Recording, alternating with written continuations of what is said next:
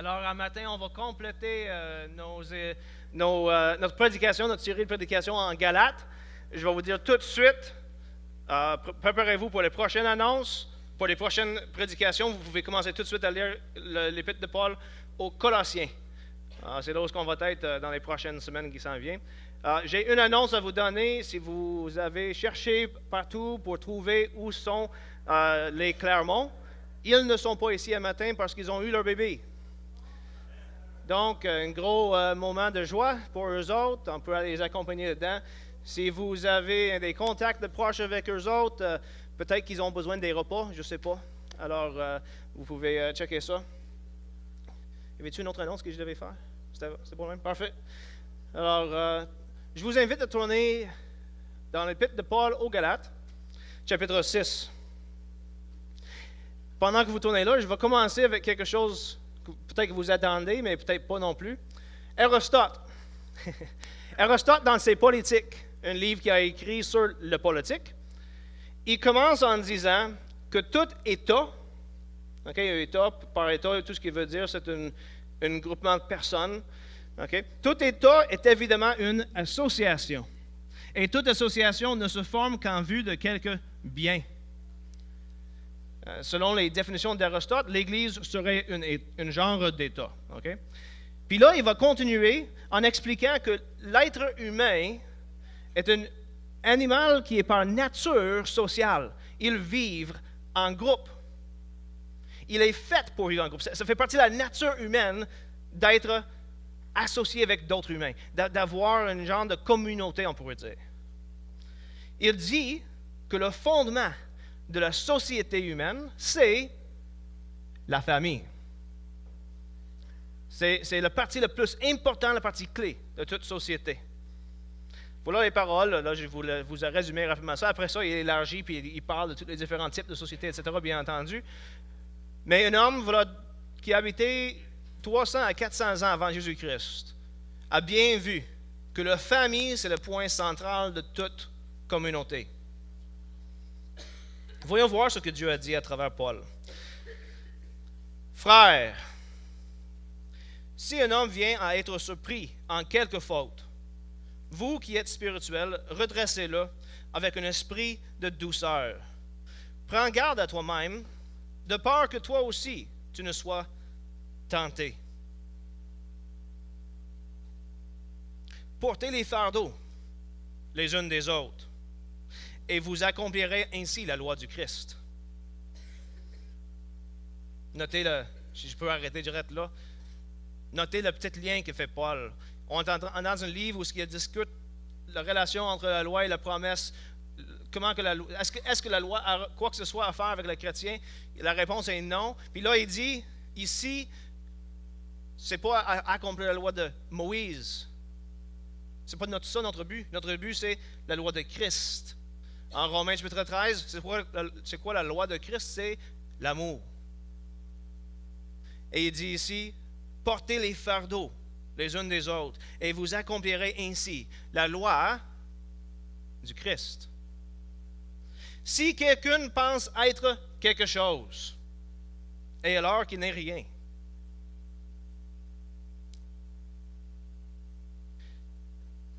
il s'illusionne lui-même.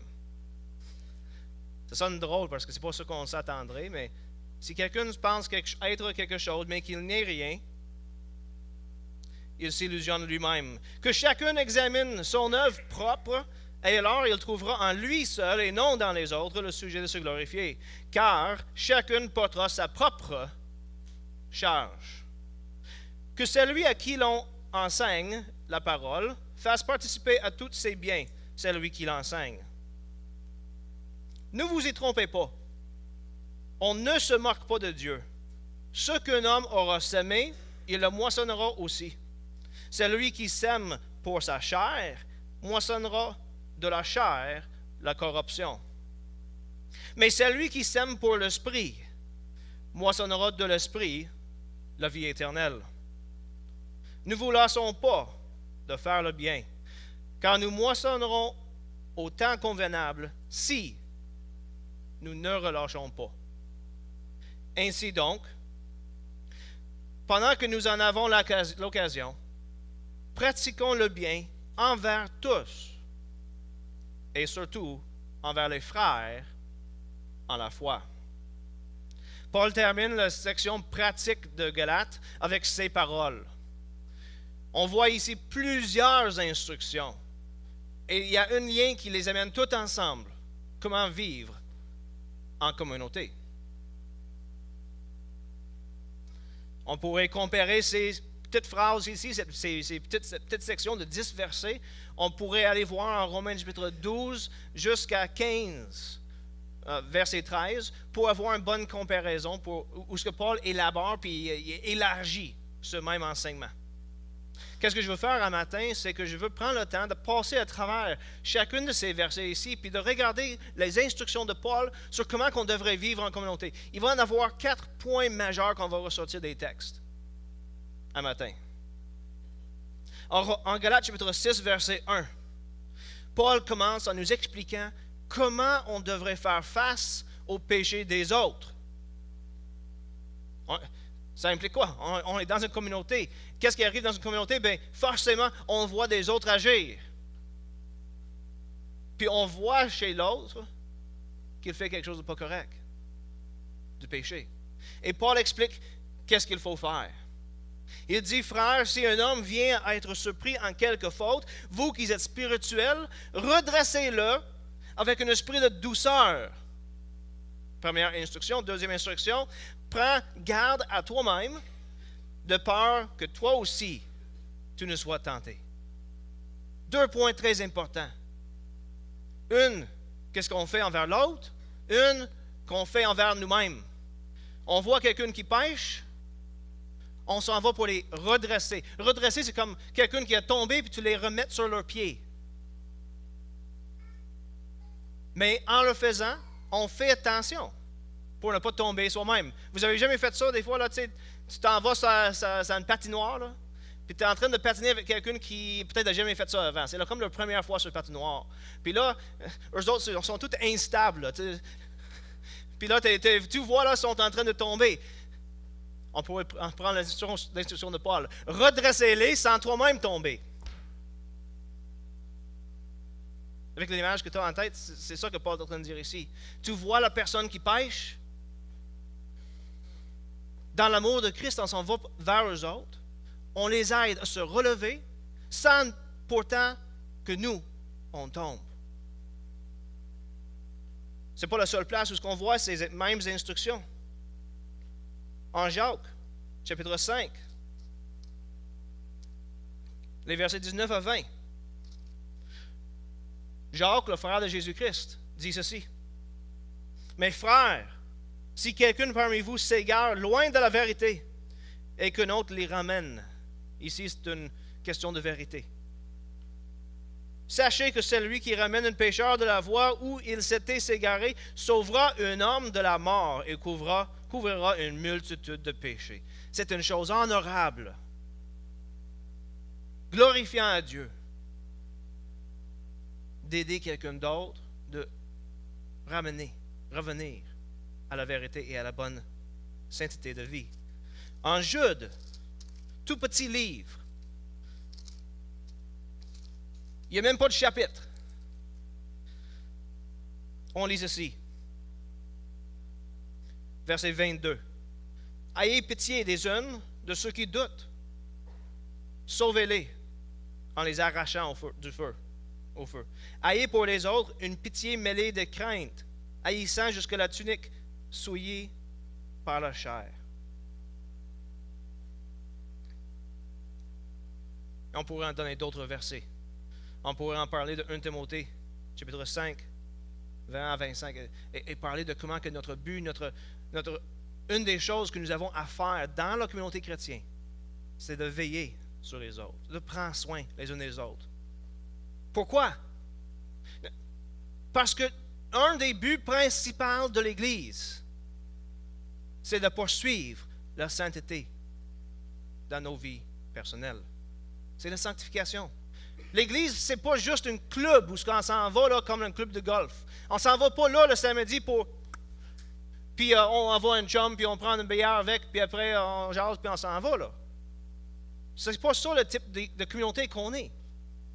On est une communauté qui tourne autour de Jésus-Christ, qui est Dieu, qui est saint, et qui haït le péché. Et nous sommes appelés à le suivre. Et ceci étant un de nos buts, nous avons à encourager les uns les autres à faire la même chose. Et donc notre but, une de nos raisons d'être, c'est d'aller dans la vie des autres et de dire, mon frère, revenir à le Seigneur. Pourquoi? Parce qu'on t'aime. Et donc on ne peut pas accepter le péché. On ne peut pas le rationaliser. On est appelé à leur restauration.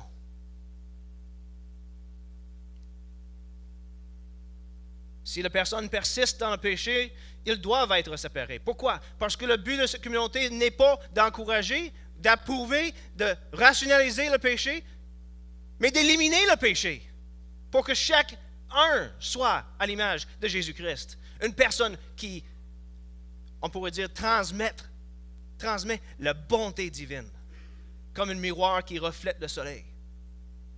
Et donc, quand on voit une tache sur le miroir, qu'est-ce qu'on fait? On la lave.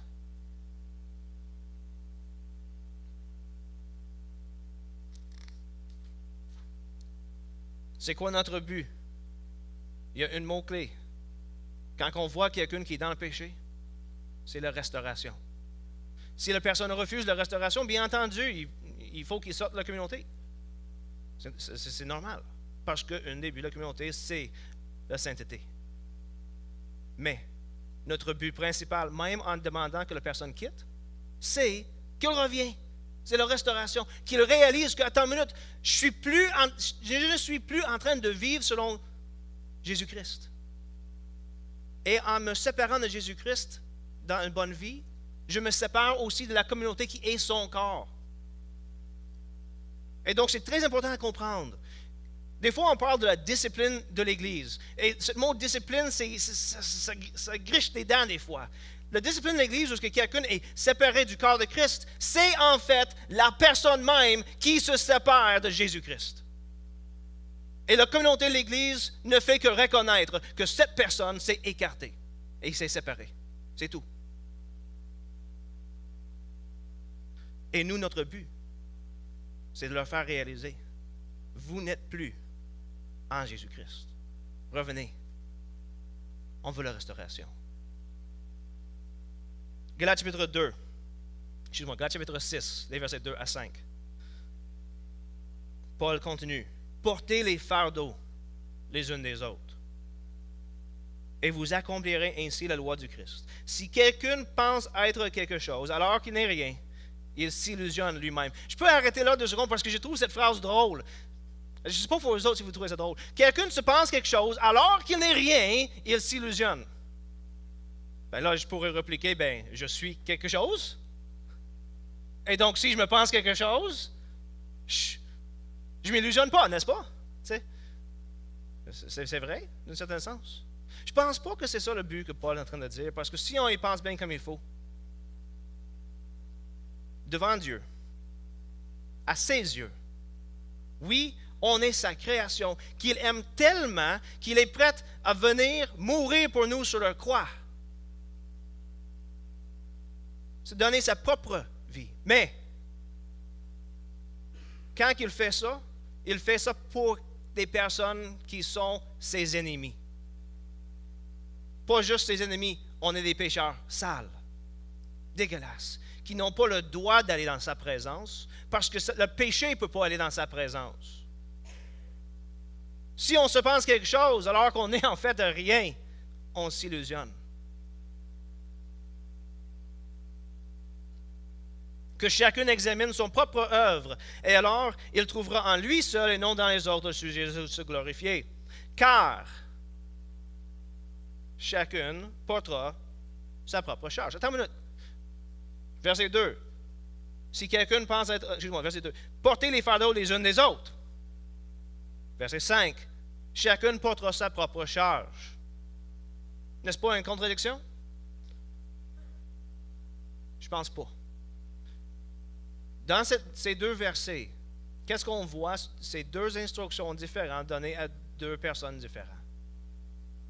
C'est comme si quelqu'un venait me voir et disait à David, David, tu vas porter ta propre charge. Tu vas prendre soin de toi-même, ta propre famille, tu vas le faire ça. Mais en même temps, il disait à celui qui était à côté de moi, porter son fardeau. Vous comprenez ce point-là?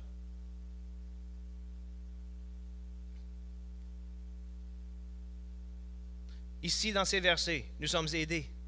Nous sommes appelés à aider humblement les autres. Et dans les versets 4 à 5, on est appelé à une bonne éthique de travail. Dans les versets 2, on est appelé à aider les autres, porter leur fardeau. Dans les versets 4 à 5, on est appelé à une bonne éthique de travail, c'est-à-dire à travailler pour soutenir ta propre famille. Les versets 2 et les versets 5 vont ensemble. On devrait chercher de tout notre cœur à porter les fardeaux de ceux qui ne sont pas capables, à venir à côté d'eux autres, puis les aider à porter le charge. Mais de l'autre côté, nous n'avons pas de droit, si on n'est pas capable de porter notre propre fardeau, nous n'avons pas le droit de prendre avantage de ceux qui viennent nous aider à porter notre fardeau. Ces chrétiens qui étaient bénis par Dieu avec beaucoup d'argent, qui ont reçu du succès dans le domaine monétaire, sont appelés à aider les autres. Et ceux qui n'en ont pas, qui n'ont pas réussi, sont quand même appelés à travailler pour soutenir leurs propres besoins. Ceci nous fait penser à ce que Paul dit aux Thessaloniciens, dans ces deux livres aux Thessaloniciens. Dans Thessaloniciens 1, dans 1 Thessaloniciens chapitre 4, versets 10 à 11, Paul dit ceci.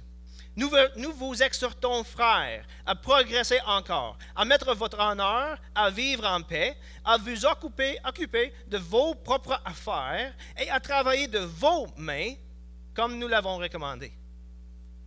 Et dans 2 Thessaloniciens chapitre 3, verset 10, il dit, si quelqu'un ne veut pas travailler, qu'il ne mange pas non plus.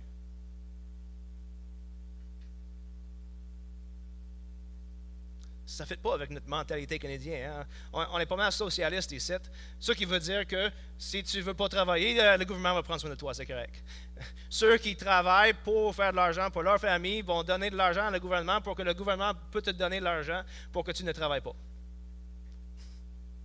C'est pas ce qu'on voit ici chez Paul. Paul ne croit pas à une générosité sans obligation. Et en fait, comme on va voir tantôt, la Bible non plus n'enseigne pas ça. La Bible enseigne que chacun devrait travailler pour prendre soin de leur propre famille. On va revenir à ça dans pas long. La Bible, ici, dans ces versets ici, 2 et 5, on voit que la Bible nous encourage à la générosité. Ceux qui ont de l'argent, soyez généreux. Aidez ceux qui n'en ont pas. Et encourage ceux qui n'en ont pas de chercher à travailler pour combler leurs propres besoins. C'est drôle, hein, parce que ça va totalement contre le rêve québécois, de tout avoir sans être obligé de travailler pour. N'est-ce pas? J'ai entendu dernièrement qu'il y a une je ne sais pas si c'est au Québec, là, il y a un groupe qui veut changer notre semaine de travail pour que ce soit plus 5 jours, mais ce soit 4 jours. Parce qu'évidemment, le lundi, là, c'est trop dur à se lever. Galates chapitre 6, verset 6. Un petit verset, mais qui en dit gros. Galates chapitre 6, verset 6, puis dans un certain sens, des fois quand tu arrives à ce type de verset, ça ne tente pas nécessairement d'en parler, surtout quand tu es celui qui est en avant en train d'enseigner, mais je ne peux pas passer à côté de la parole de Dieu. Je ne peux pas juste dire, sautons maintenant à le verset 7. Dieu l'a dit, il faut que je prêche sa parole. Que celui à qui l'on enseigne la parole fasse participer à toutes, c'est bien celui qui enseigne. C'est une communauté chrétienne. On est une communauté qui prend soin les uns des autres. Et puis Paul dit à ce moment-ci que la communauté chrétienne est appelée à soutenir ses anciens. Ce n'est pas la seule place où Paul parle de ce fait. On peut parler de 1 Timothée chapitre 5. On peut parler de 1 Corinthiens chapitre 9, les versets 1 à 14. On n'explique pas la forme de la rémunération des anciens. Mais notez qu'est-ce que Paul dit en 1 Timothée chapitre 5, versets 17 à 18. Que les anciens qui président bien soient jugés dignes d'un double honneur, surtout ceux qui prennent de la peine à la prédication et à l'enseignement. Car l'Écriture dit, tu n'émusureras pas le bœuf qui foule le grain, et l'ouvrier mérite son salaire. Paul fait référence dans cette verset ici à la loi de Moïse et à l'enseignement de Jésus-Christ. Jésus avait dit, quand il a envoyé ses 70 disciples, « Demeurez dans cette maison-là, mangez et buvez ce qui s'y trouve, car l'ouvrier mérite son salaire. » Ce que Paul enseigne ici, dans ces versets, aussi en 1 Corinthiens, chapitre 9, c'est que celui qui travaille au niveau spirituel devrait être rémunéré au niveau matériel. C'est ça qu'il enseigne. Dans la Confession baptiste de Londres, 1689, que vous pouvez aller consulter dans la librairie ici en arrière, on lit ceci. Il incombe aux églises qu'ils servent, parlant des anciens, non seulement de leur donner tout le respect dû, mais également de partager avec eux leurs biens matériels, selon les capacités de chacune, de façon à ce qu'ils puissent vivre normalement, sans avoir à se laisser entraîner dans des affaires séculières, et qu'ils puissent exercer l'hospitalité envers les autres. C'est là une exigence de la nature et un commandement formel de notre Seigneur Jésus, qui a ordonné que ceux qui prêchent l'Évangile doivent vivre de l'Évangile. La Bible est claire sur le fait que les dirigeants de la communauté chrétienne devraient être rémunérés matériellement par leur communauté, mais pas nécessairement comment. En Corinthiens 9, 11 à 14 dit ceci. « Si nous avons semé pour vous les biens spirituels, est-ce que c'est excessif que nous moissonnions, nous, vos biens matériels? Si d'autres jouissent de ce droit sur vous, n'est-ce pas plutôt à nous d'en jouir? Mais nous n'avons pas usé de ce droit, dit Paul, quand on était chez les Corinthiens. Au contraire, nous supportons tout, afin de ne pas créer d'obstacle à l'Évangile de Christ. Ne savez-vous pas que ceux qui remplissent les fonctions sacrées sont nourris par le temple? Que ceux qui servent à l'autel ont part à ce qui est offert sur l'autel? De même aussi, le Seigneur établit comme règle que ceux qui annoncent l'Évangile vivent de l'Évangile. Je ne veux pas prendre le temps pour élaborer beaucoup plus que ça, parce qu'on pourrait demander, OK, c'est bien beau, l'ancien devrait être rémunéré par l'Église. La question est comment? Puis la Bible ne donne pas d'instruction sur le comment. C'est sûr que si on voulait, mettons, dire, regardez les standards séculiers. On va mettre des standards séculiers sur l'emploi puis la rémunération des anciens. Ça peut peut-être nous mettre dans le trouble. Pensez-y comme il faut. Qu'est-ce que fait un ancien? Bien, un ancien fait le job d'un psychologue, n'est-ce pas? Il est là pour aider des gens à comprendre les problèmes dans leur vie, à les résoudre. Il fait le job d'un professeur ou un enseignant.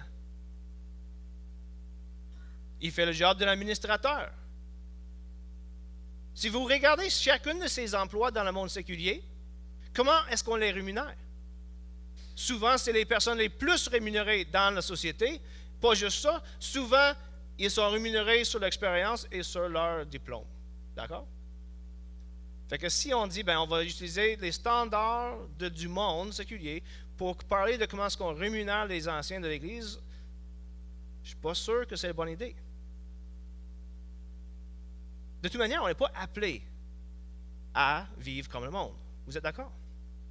La Bible ici ne dit pas qu'il devrait être très bien rémunéré, excessivement rémunéré. Et il y a des églises où ce que les anciens ou pasteurs ou des fois prophètes de l'Église sont quasiment les plus riches de la société.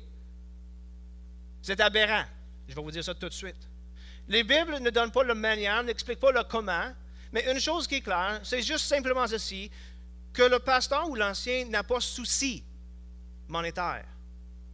Il y a une raison très simple. Si l'ancien est en train de s'inquiéter d'où vient son prochain repas, il n'est pas en train de prier pour l'Église, pour ceux qui sont dans l'Église qui ont besoin de la prière. Est-ce que vous comprenez ce point-là?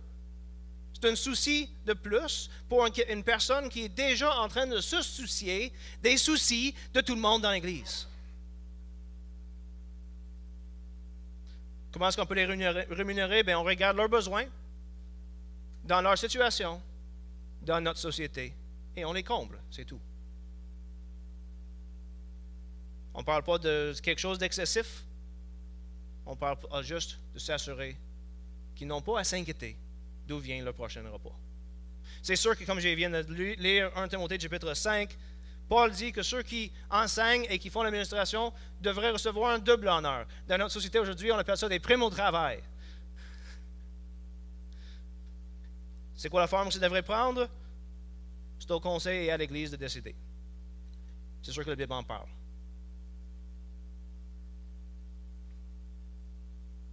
Maintenant, je peux laisser ça tomber. On peut passer à d'autres choses qui sont moins gênantes pour celui qui prêche. Galates chapitre 6, les versets 7 à 10. Et on va passer probablement le restant de notre journée, matin, je veux dire, journée. Vous me connaissez, hein? 6 à 10, on va passer le restant de notre matin sur ces versets ici, parce qu'on voit ici certains principes de vie qui devraient nous influencer et nous pousser, et nous diriger dans tout ce qu'on fait. Ne vous y trompez pas. On ne se moque pas de Dieu, dit Paul. Ce qu'un homme aura semé, il le moissonnera aussi. Celui qui sème pour sa chair, moissonnera de la chair la corruption. Mais celui qui sème pour l'esprit, moissonnera de l'esprit la vie éternelle. Je vais juste prendre 2 secondes, poser ici, puis dire, pour ceux qui ont vos Bibles, là, notez le lien entre semer pour le chair, semer pour l'esprit, et tout ce que Paul vient de dire dans Galates chapitre 5. Par exemple, verset 16 dans le chapitre 5. Marchez par l'esprit et vous n'accomplirez point les désirs de la chair. Ou un verset qui est clé et central pour toute cette section. Verset 18. Mais si vous êtes conduits par l'esprit, vous n'êtes pas sous la loi. Attends une minute. Dans cette section ici, on fait une comparaison entre l'esprit et la chair. Et tout d'un coup, Paul il dit, si vous êtes conduits par l'esprit, vous n'êtes pas sous la loi. C'est quoi qu'il est en train de dire? Bien, pour ça, et dans quelques semaines, on va se rendre là, il faut tourner à Colossiens chapitre 2, les versets 20 à la fin du chapitre, où ce que Paul dit ceci. Si vous êtes morts avec Christ au principe élémentaire du monde, pourquoi, comme si vous viviez dans le monde, vous laissez-vous imposer ces règlements? Ne prends pas, ne goûte pas, ne touche pas. Toute chose vouée à, notez le mot qui est exactement le même mot qu'est-ce qu'on voit ici en Galates chapitre 6, vouée à la corruption des choses de la chair, vouée à la corruption par l'usage qu'on en fait. Il s'agit de préceptes et d'enseignements humains qui ont, il est vrai, une apparence de sagesse en tant que culte volontaire, humilité et rigueur pour le corps, mais qui ne méritent pas d'honneur et contribuent, notez-le bien, à la satisfaction de la chair. Voilà la comparaison entre la vie sous l'esprit et la vie sous la loi. Suivre la loi de Moïse contribue à la satisfaction de la chair. Et qu'est-ce que dit Paul ici? C'est là le lien qu'il faut voir ici. Là. Celui qui sème pour sa chair. C'est qui celui qui sème pour sa chair, selon Paul? Celui qui cherche à accomplir la loi de Moïse. Celui qui sème pour sa chair moissonnera de la chair la corruption. Mais celui qui sème pour l'esprit moissonnera de l'esprit la vie éternelle. Quels sont, et notez encore, je peux juste prendre quelques secondes de plus sur ce verset, notez les termes, moisson. Et ça nous fait penser justement à quoi? Galates chapitre 5, verset 22, mais le fruit de l'esprit. C'est ce qui est moissonné. Et encore, juste 2 secondes de plus, notez la comparaison entre le verset 19 et le verset 22. 19. Les œuvres de la chair. Les œuvres de la chair comparées aux fruits de l'esprit. Les œuvres, c'est ce qu'on fait nous. Les fruits, c'est ce que l'esprit produit. Et qu'est-ce qui se passe? Nous, par nos actions, par là où est-ce qu'on met notre attention, notre vie, nos passions, notre énergie, celui qui sème pour sa chair moissonnera de la chair la corruption. Celui qui sème pour l'esprit moissonnera de l'esprit la vie éternelle. L'imagerie est vraiment intense ici. La connexion se fait, c'est comme dans la tête là.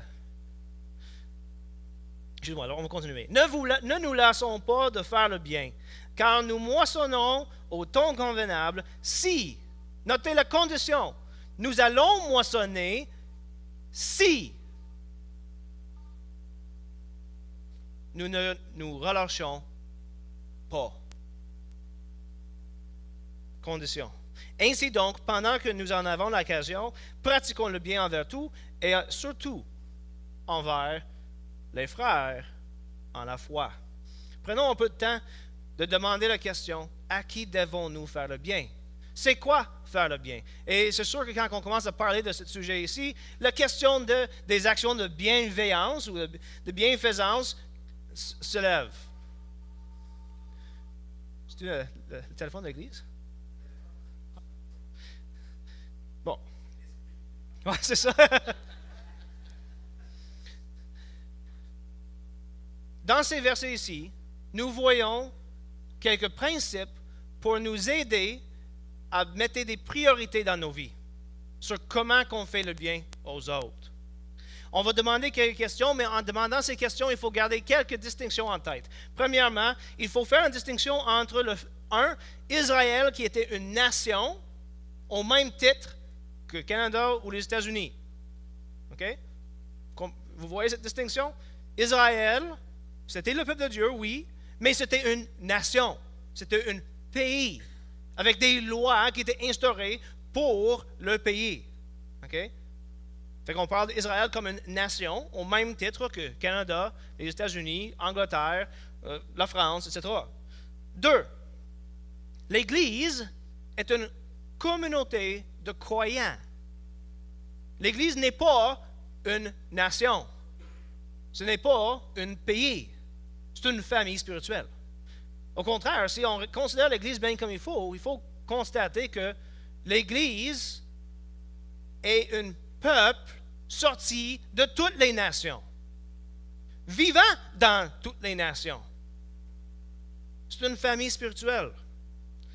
Et l'autre chose qu'il faut considérer, il faut regarder la distinction entre l'Église et ceux qui sont dans l'Église. Les membres individuels de l'Église et l'Église comme communauté. Bon, il y a d'autres choses qu'on pourrait demander, puis si j'ai le temps, on va le considérer. On pourrait considérer l'utilisation des dons de chaque membre dans l'Église pour le bien de l'Église et pour le bien de la société. On peut considérer le rôle des anciens et les diacres dans l'action de l'Église. On peut parler de comment que des moyens pourraient être utilisés pour faire les actions de bienfaisance, etc. Si j'ai le temps, on va toucher un peu sur chacun de ces sujets. Souvent, on se présente des actions de bienfaisance comme des choses énormes, une soupe populaire, des voyages missionnaires avec but d'aider des gens, des choses comme ça. La réalité, c'est que les actions de bienfaisance sont aussi petites qu'ils sont grands. Pelleter l'entrée de ton voisin, c'est une action de bienfaisance. Apporter un repas pour quelqu'un qui vient d'avoir un bébé ou qui est malade, c'est une action de bienfaisance. Puis c'est autant important que les grandes actions de bienfaisance. Vous savez que j'aime ça faire des définitions. On va définir une action de bienfaisance comme ceci. N'importe quelle action tangible. Il y a cette verset en Jacques où il dit, ça sert à quoi de dire, quand ton frère vient te voir et puis il n'y a pas de manteau, ça sert à quoi de lui dire, je vais prier pour toi, puis le laisser partir sans avoir donné un manteau? Donc, dire à quelqu'un qui est en besoin, je vais prier pour toi, c'est pas correct. Quand que tu pourrais l'aider? Quand que tu pourrais lui donner un manteau? Donc ici, c'est pour ça que j'ai dit, c'est une action tangible. OK? Tu as fait quelque chose. Tu as donné quelque chose. Par lequel on démontre l'amour à une autre personne en s'oubliant soi-même et en considérant les besoins de cette autre personne comme étant plus importants que nos propres besoins. C'est ça une action de bienfaisance. On donne sans s'attendre qu'on nous retourne qu'est-ce qu'on donne. On donne même quand ça nous oblige de sacrifier quelque chose qu'on aime normalement. C'est ça une action de bienfaisance. Celui qui fait juste donner de son surplus, je vous suggère, n'a pas encore donné de manière sacrificiellement. Parce qu'il n'a pas encore mis ses besoins en dessous les besoins de l'autre. Qu'est-ce que la Bible enseigne sur comment faire des choses? Bon, premièrement, le Nouveau Testament donne des enseignements assez clairs sur les sujets des actions de bienfaisance, on pourrait dire. Paul, il exhorte l'Église de Corinthe d'envoyer de l'argent pour aider l'Église à Jérusalem qui est en train de vivre une... c'est quoi le mot pour ça quand ils n'ont plus de nourriture? Voyons. Famine, merci. J'ai comme entendu de partout, puis ça c'est tout mêlé. Il est en train de vivre dans une famine, ils n'ont plus rien. Puis Paul écrit aux Corinthiens, qui sont une église, qui dit, Paul, ont beaucoup d'argent. Puis il dit à Corinthe, envoyez de l'argent pour les aider. Mais ce n'est pas juste à Corinthe qu'il demande. Toutes les églises, chaque église dans chaque région, donner de l'argent. Et Paul, quand il écrit à Corinthe, il va même mentionner d'autres églises qui n'ont rien, puis qui donnent pareil. Ils sont pauvres et ils donnent de ce qui est pour eux autres nécessaire. Et Paul encourage les Corinthiens qui sont riches de faire comme les Thessaloniciens. On peut parler de venir en aide des pauvres. Galates chapitre 2, 10, Éphésiens 4, 28 en parle du fait qu'il faut aider les pauvres. On peut parler de porter les fardeaux des autres, de prendre soin des vraies veuves. En 1 Timothée, Paul donne un chapitre au complet sur, qui, honnêtement, là, quand tu le regardes, tu le décortiques, ça a quasiment l'air comme une politique d'église, dans laquelle il explique quelles sont les conditions pour qu'on aide une veuve. Puis là, il va distinguer entre une veuve et une vraie veuve. Puis c'est seulement les vraies veuves qui reçoivent de l'aide de l'Église. Intéressant, hein? Jacques nous enseigne que, et je vous cite, la religion... Ah, il faut que j'arrête là 2 secondes. Combien de fois est-ce que j'ai entendu le monde dire « Le chrétienisme n'est pas une religion, c'est une relation. » Puis Jacques dit « La religion pure et sans tache devant Dieu, le Père, consiste à visiter les orphelins et les veuves dans leurs afflictions. » La Bible lui-même dit que le chrétienisme, c'est une religion. Puis la Bible nous-mêmes dit « Voilà comment ça devrait être. » C'est quoi la religion pure et sans tache? Devant Dieu le Père, visiter les orphelins et les veuves dans leurs afflictions. Autrement dit, va aider les veuves et les orphelins. C'est ça la religion, pure et sans tache. L'apôtre Jean, juste revenir sur la question de religion et relation. Le chrétienisme est une religion. Ça ne veut pas dire que ce n'est pas une relation. Est-ce que vous comprenez ça? Quand on dit c'est une religion, on n'est pas en train de dire ce n'est donc pas une relation.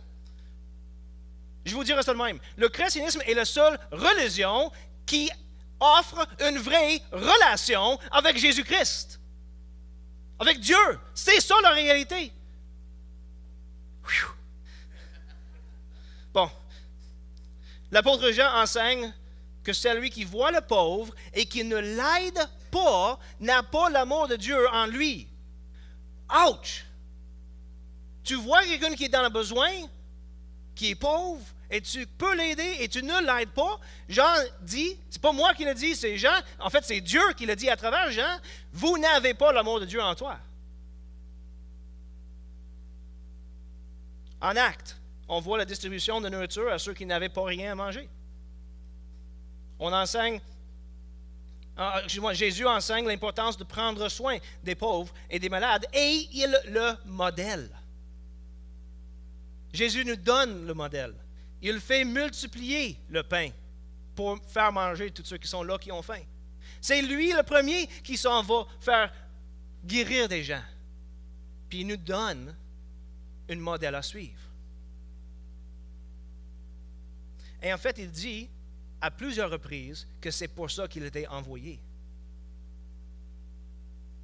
Dans l'Ancien Testament, Dieu a ordonné à Israël, une nation, de prendre soin des pauvres et de ne pas oppresser les orphelins. C'est important à noter, en même temps, qu'on mentionne ces deux enseignements bibliques, qu'il y a une distinction entre qui est appelé à faire l'action et comment, les moyens qui sont suggérés. Notez l'Ancien Testament. Combien de fois que j'entends des gens qui sont vraiment proactifs pour les actions de bienfaisance, qui font appel à l'Ancien Testament comme preuve, regarde qu'est-ce qu'il faut faire pour aider les pauvres et les orphelins. Mais ils ne considèrent pas, un, qu'on parle d'une nation, deux, qu'on parle des lois que Dieu a mis sur la nation pour gérer comment que la nation fonctionne. Un peu comme des lois qu'on a au Canada, qui gèrent comment que le Canada aide ceux qui sont en besoin. Okay? Souvent, on ne fait pas cette nuance-là. Et une autre nuance très intéressante avec l'Ancien Testament, c'est que les lois dans l'Ancien Testament obligent que la personne qui est pauvre travaille pour recevoir de l'aide. Notez deux exemples. Premièrement, une personne qui fait la faillite. Il a fait des empruntes, il n'est pas capable de les repayer. C'est quoi que l'Ancien Testament demande? C'est quoi la loi qui est donnée? Est-ce que la loi dit à celui qui a fait l'empreinte, pardonne-le comme s'il n'y a rien été? C'est ça qu'on voudrait avoir. Hein? On veut que quand la faillite arrive, c'est comme tout est lavé, là, puis c'est fini, puis tu peux continuer ça, comme s'il n'y a rien été. C'est pas ça qu'enseigne la parole de Dieu. Celui qui n'est pas capable de payer offre ses services comme l'esclave de celui à qui il doit l'argent. Et, notez-le bien, c'est pour payer ses dettes, mais Dieu met une temps limite. Dieu dit, il est l'esclave jusqu'à celui à qui il doit son argent pendant 7 ans. Après 7 ans, on dit que la dette est clairée et la personne peut retourner, comme s'il était avant. Et donc, il y a à la fois conséquence et grâce. La grâce est, bon, tu as fait une énorme empreinte, tu n'es pas capable de le repayer avec tout le travail que tu fais dans 7 ans. Dieu dit, après 7 ans, tout est pardonné. C'est fait, c'est fini. On déchire l'empreinte. Mais, entre-temps, dans ces premières 7 ans, la personne qui a fait l'empreinte, qui n'est pas capable de le repayer, travaille pour le repayer. Ça, c'est un exemple. Deuxième exemple. Des personnes qui sont pauvres, qui n'ont pas de l'argent pour nourrir leur propre famille. Et on s'attendrait que Dieu va dire, ben, vous qui sont dans la société juive, qui sont israélites, prenez de vos biens, va les disperser à tous ceux qui sont en besoin. N'est-ce pas? Au contraire, ce que prévoit la loi, autant pour tous les pauvres, orphelins et ou veuves, ou familles en général, c'est que les cultivateurs, ceux qui sont propriétaires, qui ont, mettons, des champs de maïs ici en arrière, quand ils passent avec leur tracteur, ils coupent des coins ronds au lieu de carrés. Vous comprenez? C'est pas bon de faire ça en construction, il ne faut pas couper les coins ronds en construction. Mais dans la cultivation, qu'est-ce que Dieu dit? C'est que vous ne couperez pas les coins de vos champs, et ceux qui ont besoin de nourriture vont aller cueillir ce qui a été laissé. Vous voyez qu'est-ce qui se passe là? Ça veut dire que ceux qui sont dans le besoin, qui vont besoin de recevoir de l'aide, ils sont obligés de travailler pour le recevoir. S'ils ne vont pas dans les champs pour chercher le maïs, ils n'auront pas le maïs. Je reviens à ce que Paul dit en 2 Thessaloniciens. Celui qui ne veut pas travailler ne mangera pas non plus. Donc Dieu fait une prévision pour aider les pauvres, mais aussi montre l'exemple que ceux qui sont pauvres devraient travailler pour leurs besoins. Il enseigne la même chose dans l'Ancien Testament qu'est-ce que Paul enseigne ici en Galates chapitre 6, qu'on vient de lire. Portez les fardeaux des autres, portez vos propres charges. Que le pauvre travaille pour ses besoins, mais qu'on l'aide le pauvre, avec nos besoins, avec nos biens. Il faut travailler pour recevoir la bienfaisance, selon l'Ancien Testament. On va sauter au Nouveau Testament, rapidement. Généralement, quand on lit dans le Nouveau Testament, puis on voit les recommandations d'aider les autres, généralement, qu'est-ce qu'on voit, c'est que ces recommandations sont données à des individus dans l'Église. Okay? Il y a 3 exceptions. 1, l'Église comme communauté, partager ses biens ensemble. Et donc, on voit en acte, l'Église, il y en avait des personnes dans le besoin, des gens apportaient leurs affaires aux apôtres, puis les apôtres le faisaient distribuer à tous les chrétiens. L'Église ensemble travaille pour aider les uns les autres. Mais encore là, c'était les individus qui avaient l'obligation, la responsabilité de dire est-ce que j'apporte quelque chose ou non. Et vous vous rappelez de l'histoire des deux du couple là, qui sont arrivés devant les apôtres, puis on dit on a vendu des champs, puis on a tout donné à l'Église. Puis Pierre, il meurt tous les deux, parce que, dit Pierre, vous avez menti non seulement à nous, mais à l'Esprit Saint. Mais Pierre ne les reprimande pas, dans le sens suivant. Il dit, tu aurais pu juste dire, regarde, j'ai vendu des champs, puis j'ai apporté la moitié. Tu n'étais pas obligé d'apporter tout. C'était à toi de choisir ce que c'était apporté. Il s'agissait juste que tu dis la vérité. C'est tout. Et donc, on voit même ici, il n'y a pas d'obligation à le partage, mais il y a un appel aux bontés du cœur et générosité des gens, selon leur capacité. 2, Paul interpelle toutes les églises comme communauté. Il écrit aux Corinthiens, il parle aux églises en général pour aider l'église à Jérusalem. Et donc, il écrit à l'église, faire une collecte. En Corinthiens, il dit, quand vous vous rassemblez le dimanche, apportez votre argent, puis quand que moi je vais passer, je vais le prendre, puis je vais amener ça à Jérusalem. Donc, on voit les églises comme communauté qui aident d'autres églises qui sont dans le bien. Mais est-ce que c'est juste des églises comme institut ou c'est des individus? C'est des individus. Troisièmement, Paul enseigne que l'Église comme communauté devrait aider les vraies veuves. Et en 1 Timothée chapitre 5, nous voyons cette explication où que l'Église, comme communauté, devrait avoir des prévisions pour les vraies veuves. Il y a donc place pour des projets de bienfaisance qui sont organisés par la communauté de l'Église dans son ensemble. Il faut seulement faire attention et s'en rappeler que l'implication dans ces activités de bienfaisance ne sont pas obligées. Tu ne peux pas dire tout le monde doit être impliqué. Il ne faut pas avoir un fardeau qui est mis sur personne dans l'Église pour donner. C'est chacun qui décide est-ce que je vais participer ou non. Il n'y a pas de fardeau. Les 3 exceptions, un autre point intéressant qu'on voit dans le Nouveau Testament, les 3 exceptions, dans chaque cas, prend soin des croyants pauvres dans l'Église, prend soin d'une autre Église, prend soin des vraies veuves dans l'Église locale. Puis on pourrait demander des questions. Pourquoi est-ce que tous les exemples, tous les enseignements dans le Nouveau Testament qui parlent des actions de bienfaisance envers les autres, de faire le bien à tout le monde, mais surtout aux frères de Christ, pourquoi est-ce qu'ils sont toujours dans l'Église? Bien, ça devrait être clair d'après ce qu'on vient de voir dans l'Ancien Testament. Parce qu'en Israël, il y a déjà des lois qui prennent soin des personnes en besoin en Israël. Mais les chrétiens du 1er siècle n'avaient pas droit à ces choses. Ils étaient poursuivis, ils étaient tués, ils étaient mis en prison. Et donc, l'Église devait prendre soin d'elle-même. Parce que la société qui d'habitude devait prendre soin d'eux autres ne le faisait pas. C'est pour ça que dans le Nouveau Testament, Jésus lui-même dit, vous allez montrer que vous êtes mes disciples par l'amour que vous avez pour la société qui t'entoure. C'est ça, hein? Je pense que c'est comme ça que je mémorisais, en tout cas.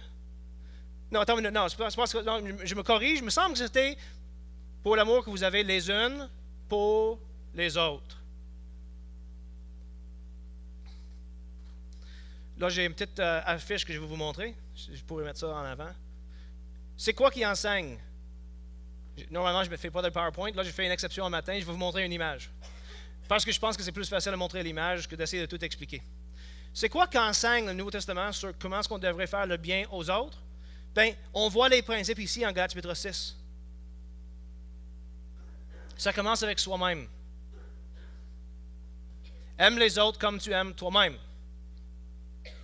Aime les autres comme tu aimes toi-même. Tu ne peux pas, en fait, aimer les autres comme il faut jusqu'à temps que tu commences à t'aimer toi-même comme il faut. Et on a parlé dimanche passé sur qu'est-ce que ça veut dire, t'aimer toi-même comme il faut.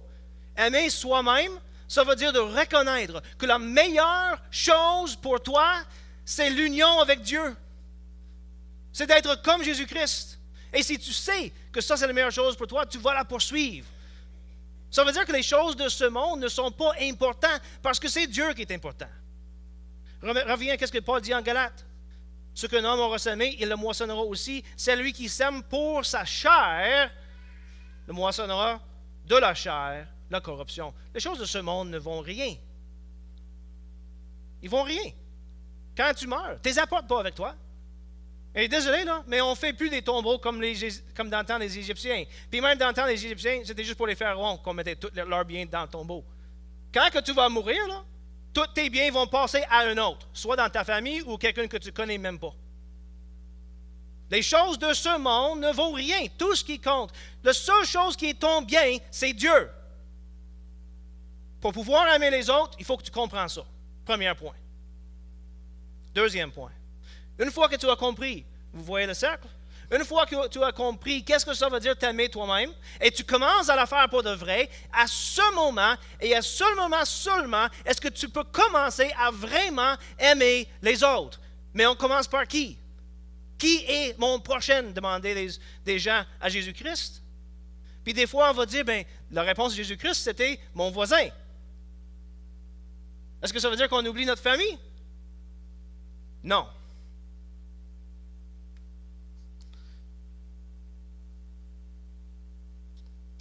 Avant de parler de comment notre famille, je veux juste vous citer une parole de C.S. Lewis. Même le Nouveau Testament m'ordonne d'aimer mon voisin comme moi-même. Ce qui serait une ordonnance horrible si le soi devait être haï. Vous avez pensé à ça? S'il faut taïr, s'il faut te voir comme étant la pire des choses, puis te traiter durement, puis vraiment être méchant envers toi-même, alors tu vas aussi être méchant avec l'autre. Tu vas haïr ton prochain. Qui est mon prochain? Bon, certaines pensent qu'on devrait tourner au parabole du bon samaritain pour dire notre société en général. D'autres voudraient qu'on tourne tout de suite vers la montagne, seulement sur la montagne, pour qu'on réalise que notre prochain inclut nos ennemis. Puis tout ça, c'est vrai. Je ne suis pas en train de dire que ce n'est pas le cas. Okay? C'est tout vrai. Mais le Nouveau Testament nous enseigne au contraire que notre amour pour notre prochain devrait commencer dans notre famille. Deuxième cercle. Sa propre famille. Et Galates chapitre 6 nous donne déjà le départ. Portez les fardeaux les uns des autres. Verset 5. Chacun porterait sa propre charge. Et si ça, c'est pas assez clair, notez-le bien. Pour être ancien, une des qualifications, c'est dans 1 Timothée chapitre 3, c'est qu'on prend soin de sa propre famille. Si tu ne prends pas soin, tu n'aimes pas ta propre famille, tu n'es pas qualifié à être ancien. Là, ça devrait être assez clair. On pourrait en dire plus. Mais, je vais vous dire quelque chose. La réalité, si on pense bien comme il faut, c'est que parfois, nos pires ennemis sont dans notre maison. C.S. Lewis, il dit ceci. Ce qui distingue plus que toute autre chose la conversation domestique de la conversation publique est assurément, assez souvent, le fait que c'est si impoli dans la maison. Ce qui distingue notre conduite domestique est que c'est si égoïste, si négligent, si incivil, même brutal.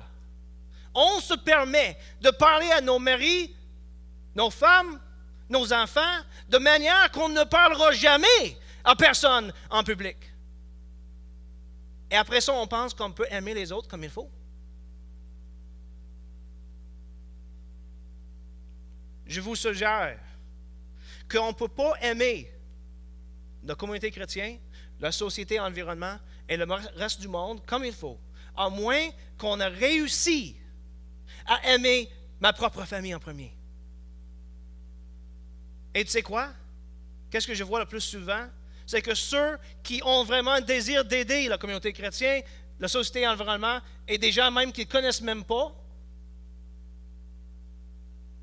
si ça ne commence pas dans leur famille et ils sautent par là-bas tout de suite, c'est souvent parce qu'ils veulent éviter cet amour dans leur propre famille.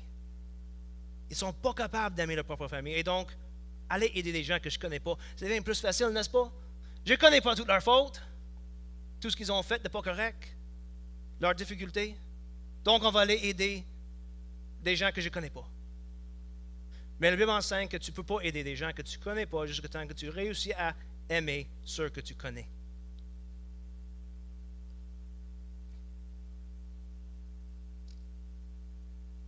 Paul, en parlant du vrai veuve en 1 Timothée chapitre 5, 13 à 16,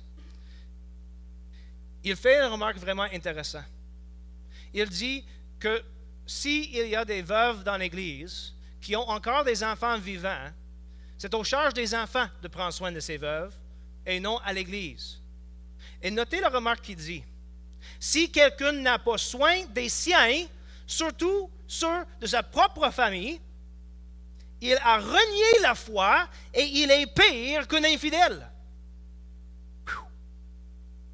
Si tu ne prends pas soin des vôtres, ta propre famille, tu as renié la foi et tu es pire qu'un infidèle, dit Paul. Dit Dieu à travers Paul.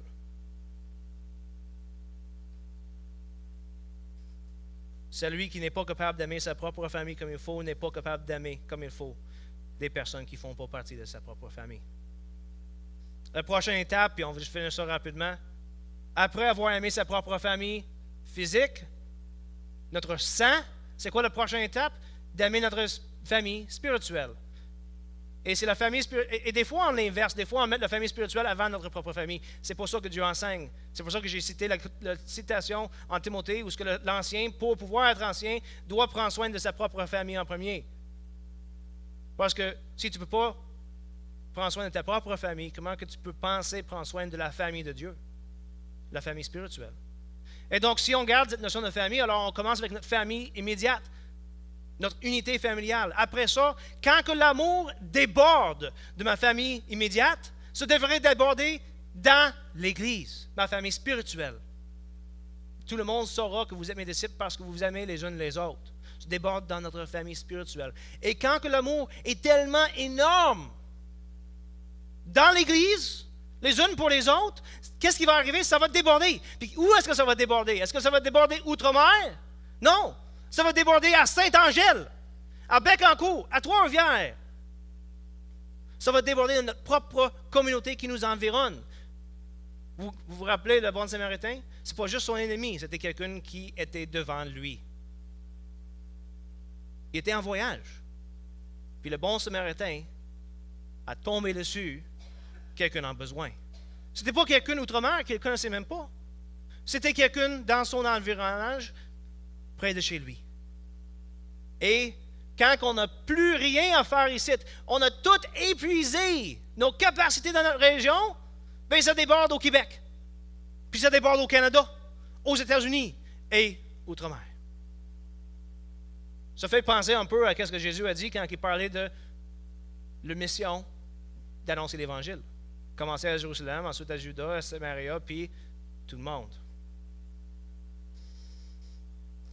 Galates chapitre 6, verset 10. Ainsi donc, pendant que nous en avons l'occasion, pratiquons le bien envers toutes, et surtout envers ceux qui sont les frères en la foi. Bon, je vais sauter par-dessus de quelques pages. Puis on va faire la conclusion de Galates. Galates chapitre 6, verset 11 à 18. Voyez avec quel gros caractère, dit Paul, je vous ai écrit de ma propre main. Tous ceux qui veulent se faire bien, voire selon la chair, vous contraignent à vous faire circoncire, uniquement afin de n'être pas persécutés pour la croix du Christ. Car eux-mêmes, ces circoncis, n'observent pas la loi, mais ils veulent que vous fassiez circoncire pour se glorifier dans votre chair. Quant à moi, certes non. Et j'aime beaucoup ce que Paul dit ici. On pourrait chacun prendre ça comme verset de vie. Je ne me glorifierai de rien d'autre que de la croix de notre Seigneur Jésus-Christ, par qui le monde est crucifié pour moi, comme je le suis pour le monde. Car ce qui compte, ce n'est ni la circoncision ni l'incirconcision. Ce n'est pas si tu suis la loi ou si tu ne poursuis pas la loi. Ce qui compte, c'est d'être une nouvelle créature. Sur tous ceux qui suivront cette règle, paix et miséricorde, ainsi que sur l'Israël de Dieu. Du reste, que personne ne me fasse de la peine, car je porte sur mon corps les marques de Christ. Il a souffert pour le Seigneur. Frères, verset 18, que la grâce de notre Seigneur Jésus-Christ soit avec votre esprit. Amen. Dans la conclusion de Paul, on fait un bref survol et rappel de tout ce qu'on vient de voir en Galates. Nous ne sommes plus sous la loi, mais sous Jésus-Christ, sous l'Esprit. Paul glorifie la grandeur de Jésus. Il nous rappelle que ceux qui voudraient qu'on vive sous la loi par nos propres efforts se glorifient eux-mêmes. Il dit des choses comme ceci: regarde comment que je suis sainte, je ne tombe ni dans ceci ni dans ça. Puis je vais prier pour Dieu pour qu'il les aide à se rendre où ce que je suis. Ça nous fait penser à ce qu'on a lu tantôt en Colossiens chapitre 2. Ces choses, on a apparence d'humilité, mais ils ne font que satisfaire le chair. Ça, c'est une attitude déplorable devant Dieu. Ce que Paul veut qu'on garde en tête en finissant ce livre, c'est que la loi n'est rien, elle ne peut rien faire pour nous. Alors marchons et vivons par l'Esprit dans la liberté chrétienne. Nous avons vu un matin 4 points importants. Premièrement, qu'on devrait désirer et travailler pour que chaque chrétien poursuive la sainteté personnelle. Quand on voit un frère qui pêche, notre désir devrait être la restauration. Comme celui qui patine sur la glace puis qui est en train de tomber, le désir devrait être de le relever. Sans, pour autant, nous-mêmes tomber. Deuxièmement, on devrait travailler pour combler les besoins de notre propre famille et utiliser le surplus et même un peu des choses qu'on a qui sont pour nous-mêmes, nos propres biens, on devrait les utiliser pour être généreux pour aider les autres. Troisièmement, c'est important de rémunérer comme il faut les anciens de l'Église. Les rémunérer matériellement pour le travail spirituel qu'ils font. Je veux dire un mot dessus rapidement en terminant sur ça. On ne parle pas ici de ceux qui sont oui, on parle de ceux qui sont rémunérés à temps plein, mais pas juste de ça. Il y en a des anciens qui n'ont pas une rémunération à temps plein. La Bible ne dit pas qu'ils ne devraient pas être rémunérés. Vous comprenez ça? Vous voyez ça? Au contraire. La rémunération a peut-être besoin d'être différente. Ça peut être moindre, mais ça peut être là pareil. Au contraire, moi, je suggérais que si on a un homme dans l'Église qui travaille dans un travail séculier, mais qu'il donne son temps à l'Église, il devrait avoir cette même chose qu'un ancien à temps plein. Autrement dit, il devrait être récompensé pour le travail spirituel qu'il fait. Encore, ça va être différent, ça va être peut-être plus petit, il va avoir une forme différente, mais la récompense devrait être là. C'est une reconnaissance pour ce travail et cette charge spirituelle qu'il porte devant Dieu. Car, comme il dit en hébreu, en Pierre, l'ancien est redevable, non devant l'Église pour ses travaux, mais devant Dieu. Et il a la charge de vos âmes. Et dernièrement, on a regardé les priorités que nous devrions avoir dans notre désir et manière de faire le bien aux autres. Quelles sont les priorités? Premièrement, comprendre que ton propre bien, la chose la plus importante pour toi, la chose que tu devrais désirer plus que toute autre chose, c'est Dieu. Deuxièmement, ta propre famille. Prends soin d'eux autres. Commence là. Quand que ça déborde ta propre famille, quand que tu as tellement fait du bien dans ta propre famille que tu peux pas, il n'y a plus rien à faire, ben ça déborde dans les familles spirituelles. Et quand que nous, dans les familles spirituelles, ensemble, nous avons tellement fait du bien entre nous autres qu'il n'y a plus rien à faire, ben ça déborde dans notre société, à Sainte-Angèle, Nicolette, Grégoire, Saint-Grégoire, Gentilly, Trois-Rivières. Puis ici, on déborde là, je suggère, ça va travailler longtemps avant que on n'a plus rien à faire dans ces régions-là. Mais si on réussit à déborder là, ben ça déborde à Québec. La ville de province, notre pays est outre-mer. Si on n'est pas capable d'aimer notre propre famille, on n'est pas capable de démontrer la mort de Christ dans l'Église, ni dans notre société qui nous entoure. Prions.